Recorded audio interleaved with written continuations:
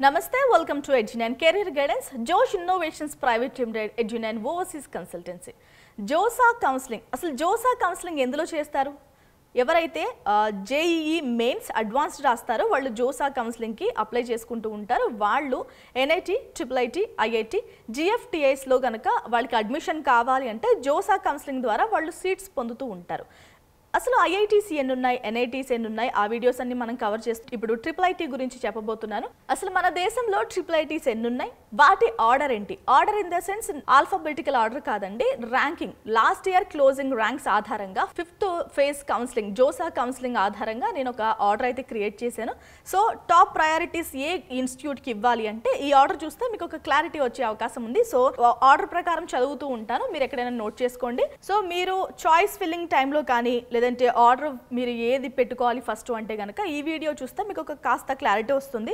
First IIIT Allahabad. దీంట్లో last year closing rank వచ్చేసి 5202గా ఉంది. సో ఎవరికైతే 5202 ర్యాంక్ వస్తుందో JEEలో వాళ్ళందరూ కూడా ట్రై చేయొచ్చు అలహాబాద్కి. అలహాబాద్ గురించి చెప్పాలంటే హైయెస్ట్ ప్యాకేజ్ ఆఫర్ చేస్తున్న ఇన్స్టిట్యూట్ ఏదైనా ఉంది అంటే కోట్లల్లో IIIT అలహాబాద్ అని చెప్పొచ్చు.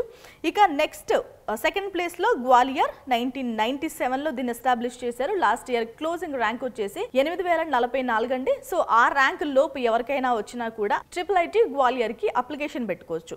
ఇక థర్డ్ ప్లేస్ వచ్చేసి లక్నో. 2016లో దీన్ని ఎస్టాబ్లిష్ చేశారు.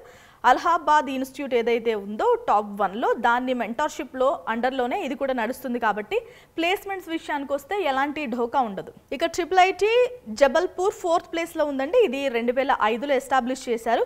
14,755 దీని క్లోజింగ్ ర్యాంక్. నేనన్ని CSE బ్రాంచ్ని ఆధారంగా చేసుకునే చెప్తున్నాను. క్లోజింగ్ ర్యాంక్స్ అనేవి జెండర్ న్యూట్రల్ యూజ్ చేసుకుని చెప్తున్నానండి, అంటే మనకి చాలా కేటగిరీస్ ఉంటాయి. ఇక జబల్పూర్ విషయానికి వస్తే 2005లో ఎస్టాబ్లిష్ చేశారు. 14,755 దీని క్లోజింగ్ ర్యాంక్.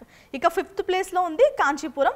దీని క్లోజింగ్ ర్యాంక్ వచ్చేసి 18,654. ఇక 6th ప్లేస్లో వచ్చేసి IIIT పూణే. 7th ప్లేస్లో IIIT గువాహటి. 8th ప్లేస్లో IIIT వడోదర. దీన్ని 2013లో ఎస్టాబ్లిష్ చేశారు. IIIT భోపాల్ 9th ప్లేస్లో ఉందండి.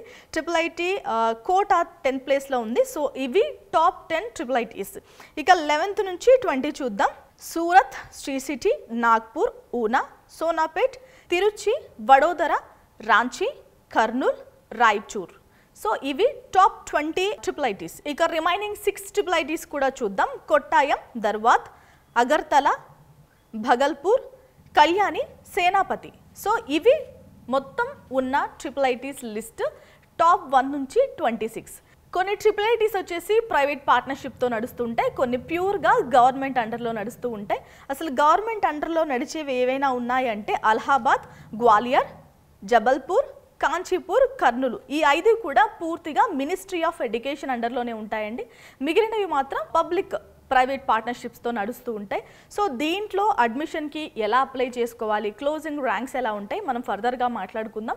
అసలు JOSA కౌన్సిలింగ్ సంబంధించి ఎవరికైనా అప్డేట్స్ కావాలి, ఇన్ఫర్మేషన్ కావాలి, ఎడ్యునైన్ హెల్ప్ కావాలి అంటే మన ఎడ్యునైన్ కెరీర్ గైడెన్స్ని సంప్రదించండి. Thanks for watching.